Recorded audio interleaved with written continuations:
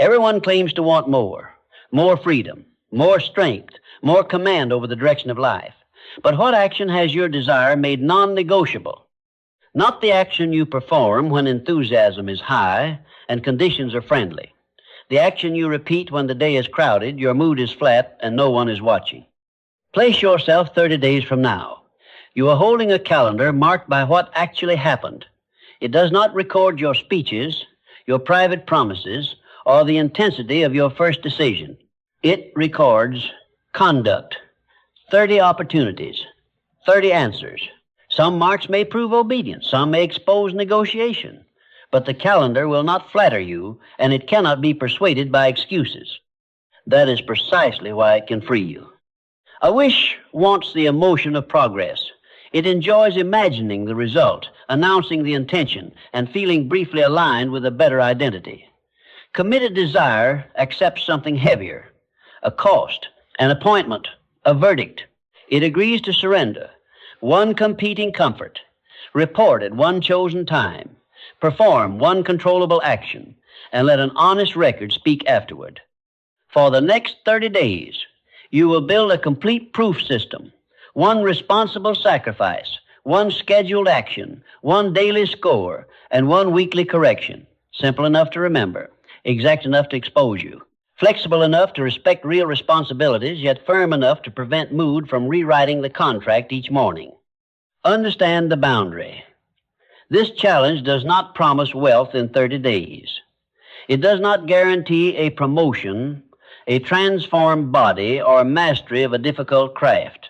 Those outcomes depend on forces, timelines, and conditions beyond any honest contract. What it promises is evidence of whether you remain faithful to a chosen course when ordinary life applied pressure. That distinction matters. You are not being asked to control the world.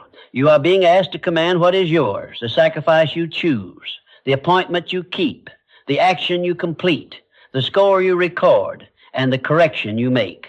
This is demanding, but it is clean, no fantasy, no impossible guarantee, just 30 consecutive days of measurable obligation. Do not argue for your desire. Produce its proof. By day 30, the internal debate will have lost its hiding place. You will not need to guess whether you are serious. You will have a witness. The question now is more immediate. Before this challenge even begins, what have your recent ordinary days already been proving? Look backward, but look honestly.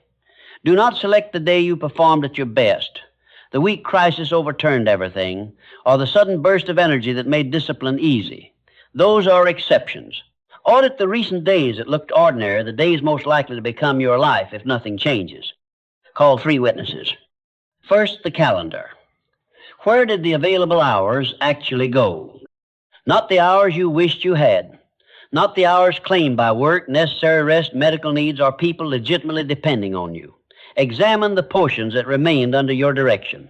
What repeatedly received them? Second, your attention. What did you return to without being commanded?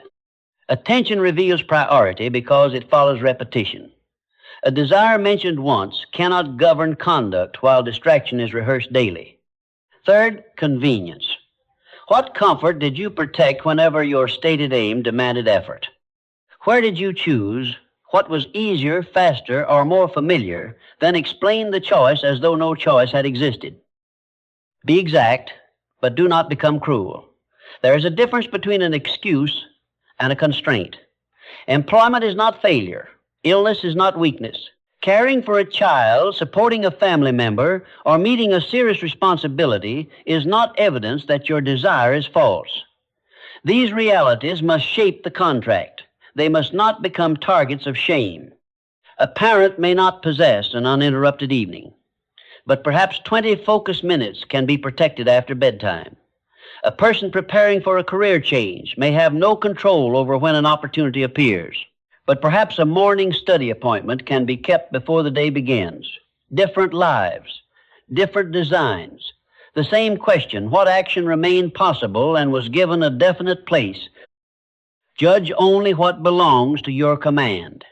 Do not condemn yourself for lacking another person's money, freedom, health, assistance, access, or favorable timing. Do not score an outcome you could not force.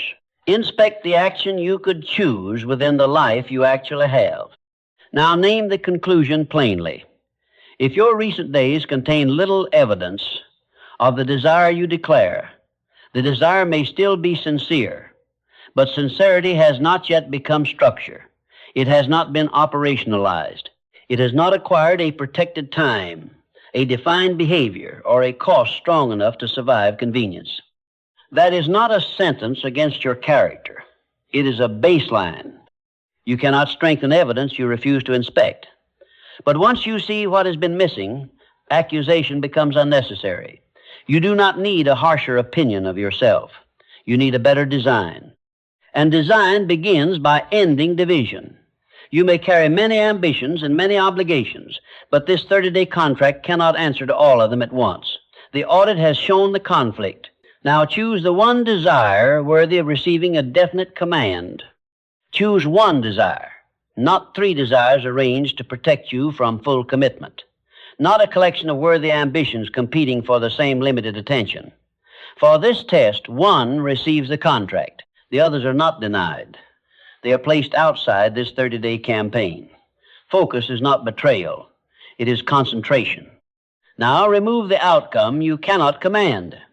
Get promoted is a hope dependent on opportunity, timing, and another person's decision. Prepare and submit the agreed work is conduct. Become an author is an identity no single month can guarantee. Complete the scheduled writing session is an obligation you can answer for today. The distinction is severe and liberating. You may desire the external result, you may work intelligently toward it, but this test will not judge whether the world responded on your preferred schedule. It will judge whether you performed the action placed under your authority. 30 days cannot guarantee arrival. They can reveal fidelity. Write your contract in one sentence. For the next 30 days, I will serve my desire to by completing as my daily evidence. Fill both blanks with plain language. The first names the direction. The second names the controllable practice. If the action depends on permission, luck, applause, or another person's cooperation, rewrite it. Your evidence must begin where your command begins. Then choose a threshold that will determine your day 30 verdict. Decide it before day 1. While honesty is still stronger than hindsight, there is no universal pass mark that can respect everybody's schedule, responsibility, and aim. Your threshold must be yours, but once chosen, it cannot be quietly lowered because several days became difficult. Pre-commit now so the final count cannot be negotiated later. Test the contract 3 ways. Is it demanding enough to matter? Is it small enough to repeat across ordinary days? Is it responsible toward your health, your work, and the people who legitimately depend on you? A grand action that collapses after 3 attempts proves poor design. A trivial action that asks nothing proves little. Choose the honest middle. Meaningful, repeatable, responsible. Now take out the proof card. It has 6 spaces: desire, sacrifice, schedule action, score rule, pre-committed threshold, and 4 weekly review dates. Today, name the desire. Define the action. Set the threshold. Leave the remaining spaces visible. They are not decoration. They are unfinished commands. One controllable obligation has now replaced scattered ambition. The campaign has a direction, a term, and a verdict. But a contract cannot occupy time that remains claimed by everything else. Something recurring must surrender its place. What comfort, convenience, or avoidable delay will pay for the appointment you have just chosen? Fill the sacrifice blank now. Do not write comfort. Do not write distraction. Name the exact behavior that has been occupying the ground your chosen action requires. Sacrifice does not mean stealing from sleep, neglecting health, weakening your employment, or withdrawing care from people who genuinely depend on you. Those are not proofs of commitment. They are violations of responsibility. The sacrifice must come from what is optional, recurring, and lower in value, than the obligation you have chosen. Find the collision point. At the hour when your practice should begin, what usually begins instead. When the needed attention becomes available, where does it habitually go? When you possess enough energy to act, what routine quietly consumes it before the work receives a chance? There. That is the competitor. Choose one. Do not launch a campaign against every pleasure in your life. General deprivation creates drama. A bounded sacrifice creates capacity. Perhaps you surrender a designated period of scrolling. Perhaps entertainment begins only after the appointment is complete. Perhaps unnecessary browsing loses access to one protected window. Perhaps the avoidable delay between deciding and beginning is reduced to a single prepared motion. Now write the rule precisely. For 30 days, I will refuse during, and I will use that space to... The first blank identifies what loses permission. The second establishes a boundary. The third gives the recovered capacity a command. Vagueness leaves an escape route. Precision closes it. Then make the environment agree with the decision. Remove the shortcut that invites the old routine. Place the necessary materials where action can begin without preparation. Tell affected household members when you will be unavailable and when you will return. Move the tempting activity outside the protected period. You are not trying to prove that you can survive endless temptation. You are arranging your surroundings so one decision does not have to defeat the same invitation 30 separate times. This is not theatrical suffering. No performance, no punishment. Sacrifice is the price of priority, paid in the currency of a former habit. The cost matters because displacement is observable. If every convenience keeps its privilege, your desire has received admiration but no territory. A discipline-centered video once joined the price of achievement with consistent, plain action and intelligent correction. That framing is useful. Its view count is not evidence that sacrifice causes success. Popularity cannot prove the claim. Your own 30-day record must show only what this system can honestly test. Whether removing one competitor made repeated action more possible, and whether you paid that chosen cost responsibly. So, complete the sacrifice blank. Name what is refused. Mark the window. Change the environment. Protect legitimate duties. Remove one optional rival. You have now purchased a piece of your life back. But cleared space is only potential until it receives an exact order.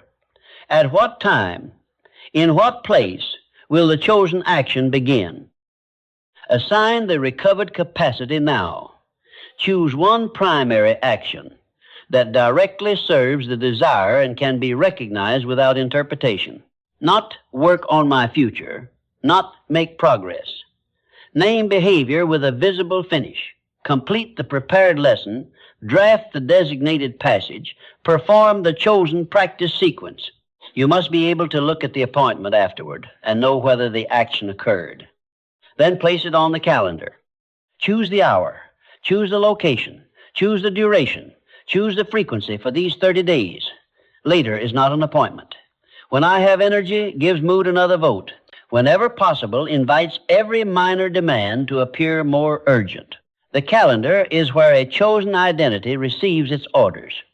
Once those orders are responsible and realistic, you do not reopen the election each day. Now define the first physical movement. Make it almost mechanical.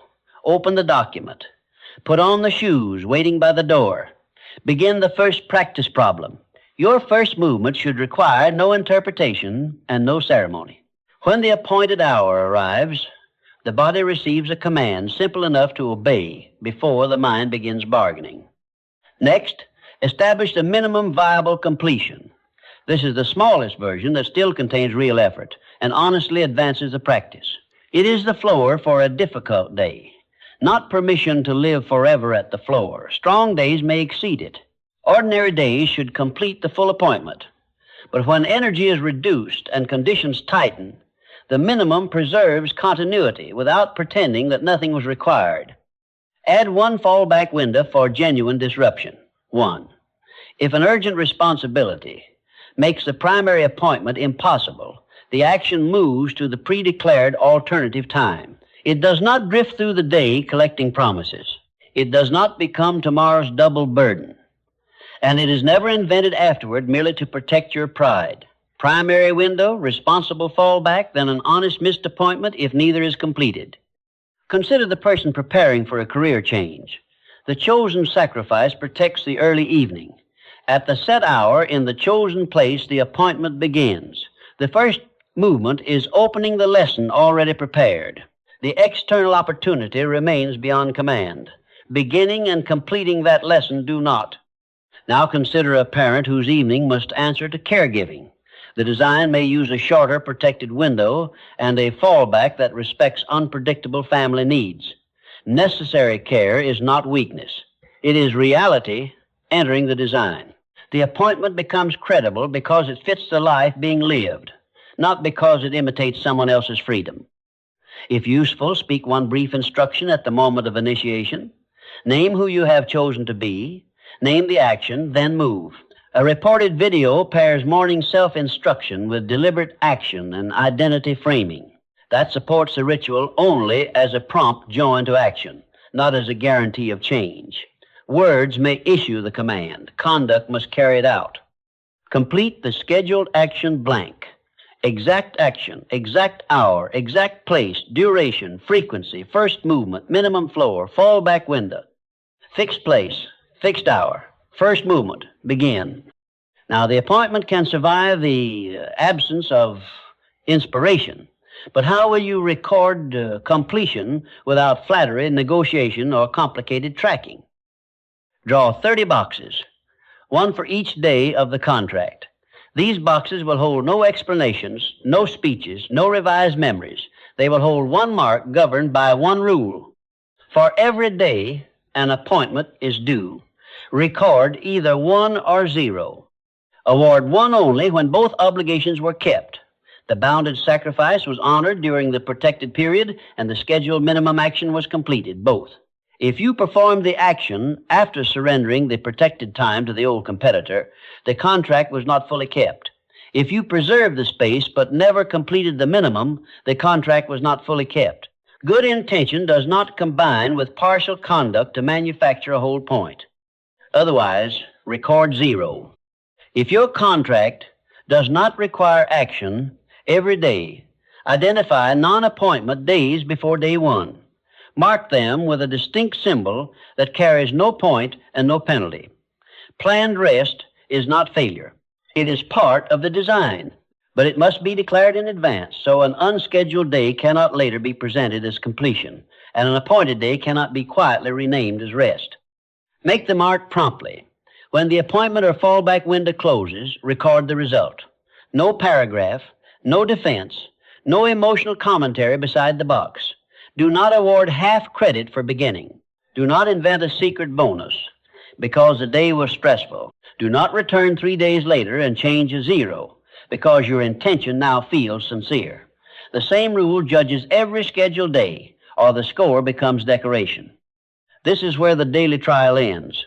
Intention may testify, fatigue may appeal, pride may ask for mercy. The rule does not debate. It reports. Understand what the running total means. It is evidence of fidelity to this contract, nothing more. It is not a scientific measurement of your worth, your talent, your future, or the ultimate value of the desire. A low number does not condemn you. A high number does not crown you. And a high total constructed from weakened definitions proves nothing. Better an honest 0 that preserves useful information than a counterfeit one that protects an illusion. Reject perfection theater and excuse theater together.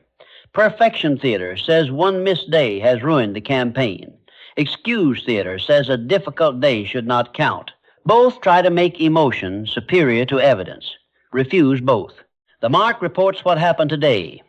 The weekly review will decide what the pattern requires you to change. Now complete the score rule blank in one sentence. On every appointed day, I record 1 only if I honor the sacrifice and complete at least the scheduled minimum. Otherwise, I record 0. Pre-label rest days. Draw the boxes. Set the rule beyond persuasion. Do not argue for your desire. Mark its proof, because resistance will not disappear when the rule becomes clear. It will merely change its argument. Now test the rule where it is most likely to bend. Resistance will not arrive on the same day for everyone, and it will not always announce itself as resistance. Novelty may fade after several repetitions. Work may expand without warning. The household may become chaotic, or nothing dramatic may happen at all. The chosen practice may simply feel dull. Then negotiation changes its language. It says, wait until your mood improves. It enlarges a modest appointment into an exhausting performance, then declares there is not enough time. It sends you searching for one more method, one more explanation, one more preparation before beginning. It offers tomorrow as a generous creditor. Skip today, do twice as much later, and call the debt ambition. Recognize the disguises. Waiting is not readiness. Inflating the task is not excellence. Research that replaces the scheduled action is not progress. Borrowing from tomorrow is not recovery. Different mask, the same request. Release me from the command I gave myself. This is the hour when the contract acquires weight. Easy compliance shows that you prefer the action when conditions cooperate. Inconvenient compliance offers stronger evidence. The preference has become an obligation. This does not mean glorifying exhaustion, ignoring danger, or forcing performance through circumstances that make the contract irresponsible. It means refusing to confuse ordinary discomfort with a legitimate emergency. When the primary appointment is disrupted, do exactly what was decided before pressure arrived. Use the fallback window. Do not invent a third window, weaken the minimum, or compose a special rule because today feels exceptional. The fallback exists so reality can alter the hour without taking command of the contract. And if that window closes without the minimum completed, mark 0. Leave it visible. Do not erase it. Do not punish yourself by doubling tomorrow's burden. Do not transform one failed appointment into a declaration that the entire 30 days are lost. Drama is another form of escape because it makes quitting feel like a verdict instead of a choice. At the next scheduled appointment, resume. Same sacrifice, same minimum, same standard. No ceremonial restart. No attempt to recover a perfect record that no longer exists. Your task is not to preserve the appearance of flawlessness. Your task is to preserve the capistator return. Write down the cause of the miss separately for the weekly review. Poor timing, an unprotected environment, an unrealistic duration, avoidable delay, or genuine disruption. The 0 remains a fact. The cause becomes material for correction. If illness, safety, or serious caregiving makes the contract inappropriate, suspend or redesign it responsibly. Discipline does not require falsifying reality. A responsible change protects what matters without disguising convenience as necessity. Remember this, one missed appointment is a fact. Surrender is a second decision. Record the fact. Refuse a second decision. Resume the next rightful action. Then carry the pattern, not the shame, into the weekly counsel. The weekly counsel begins with the causes you recorded, but it does not begin whenever frustration happens to peak. Schedule all full reviews now, one after each 7-day block. Give each a definite hour and place. Day 30 remains separate. That day will render the verdict. These reviews exist to improve the campaign before the verdict arrives. At each review, total the single proof score for that block. Count the 1S, count the 0S. Do not revise a mark because you now understand the miss, and do not award delayed credit because the next day went well. Correction depends upon an honest record. If you alter the evidence, you corrupt the diagnosis. Then ask 4 questions in order. What worked? Where did the contract break? What controllable cause repeated? What one correction will be tested next week? The order matters.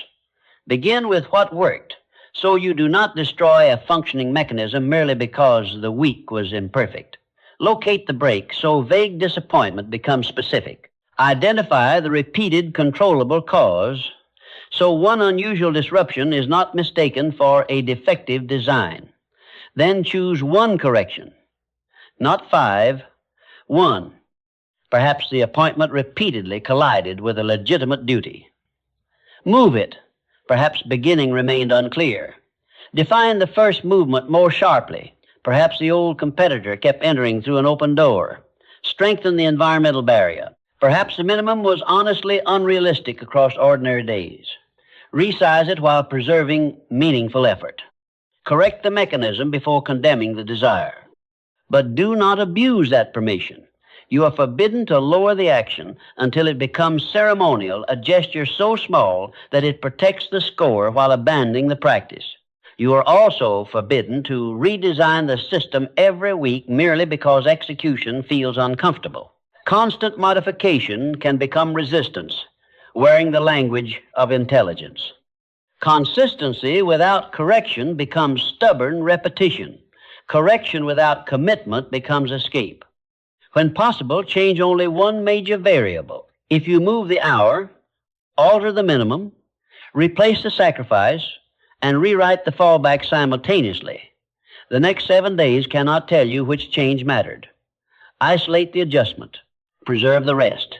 Let the following block produce interpretable evidence. Write the correction in one sentence. For the next 7 days, I will test because the record showed. Then execute. No speech. No self-condemnation. No premature conclusion. 7 days of evidence. A discipline-centered video has emphasized consistent plain action joined with intelligent correction. That finding supports this way of presenting the system.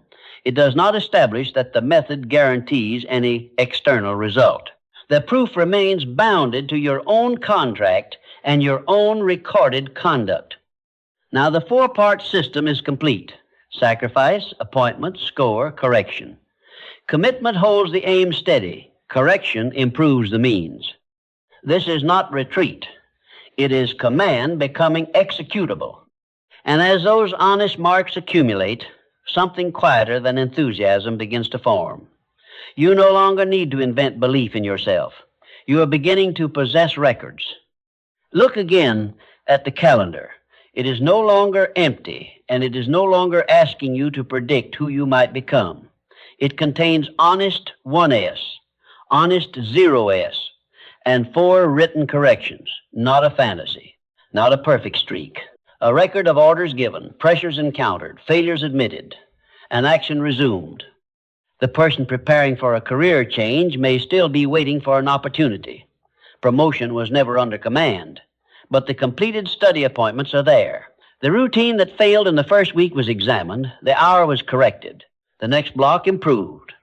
No external result has been guaranteed, yet a credible claim can now be made. Preparation ceased to be merely intended and became repeated conduct. The parent may have completed fewer minutes than someone with greater freedom. That difference does not weaken the proof. The contract was built around real responsibilities. The available window was protected, and disruption was handled without pretending that necessary care was a personal defect. Honest evidence does not require equal circumstances. It requires fidelity to the responsible standard actually chosen. Now be precise about identity. Do not say, I have mastered this ambition when 30 days cannot support that conclusion.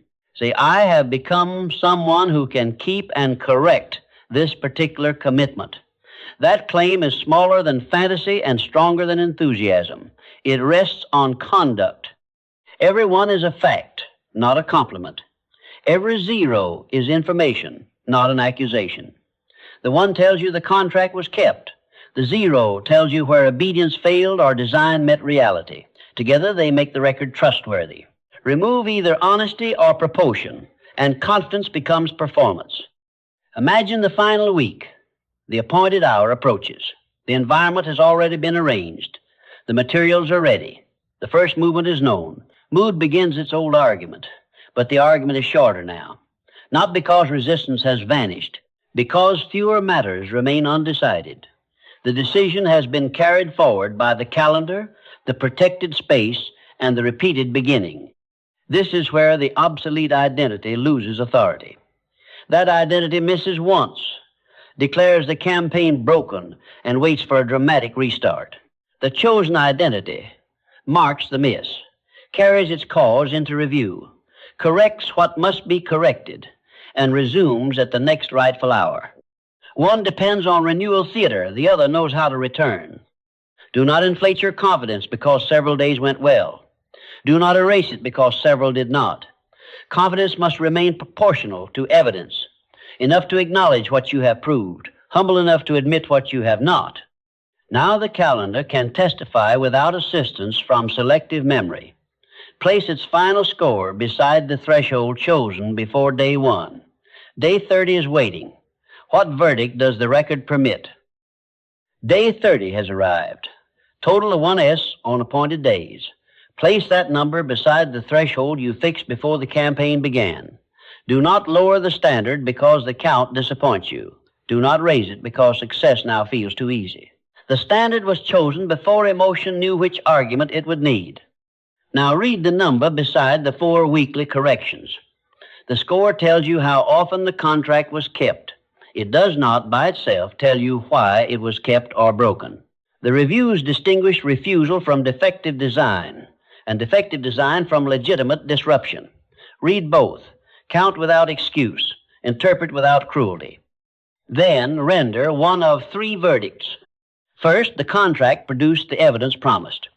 You paid the responsible cost, protected the appointment, accepted the score, and corrected the method. Renew it, deepen it, or expand it responsibly. Second, the method requires another corrected test. The desire may remain, but this design did not establish governing priority. Revise a controllable fault, set a new threshold, and test again. Third, consciously release the desire. Do not continue proclaiming what you will not organize your life to serve. Release is more honorable than endless declaration. If you miss the threshold, do not claim that the feeling was false or that you are incapable. 30 days cannot prove either conclusion. It can prove only that this campaign did not yet establish the desire's right to govern your ordinary conduct. If you met the threshold, refuse grandeur. You have not proved mastery, destiny, or guaranteed achievement. You have proved fidelity to one defined contract. That is enough. Keep the claim exact, and it will remain strong. Now build the next record. Name 1 desire. Remove 1 competitor. Schedule 1 controllable action. Define 1 uncompromising score. Place 4 reviews. Draw 30 boxes. Complete the proof card. Desire, sacrifice, appointment, score rule, threshold, review dates. Fill every blank. Then begin at the next scheduled hour. Replay this message if you need help constructing the card. Subscribe if continued guidance will help you through the next stage. But replay is not evidence. Subscription is not evidence. Conduct is evidence. A credible desire accepts a cost, obeys an appointment, submits to measurement, and improves under correction. Stop arguing for the desire. Begin producing its evidence.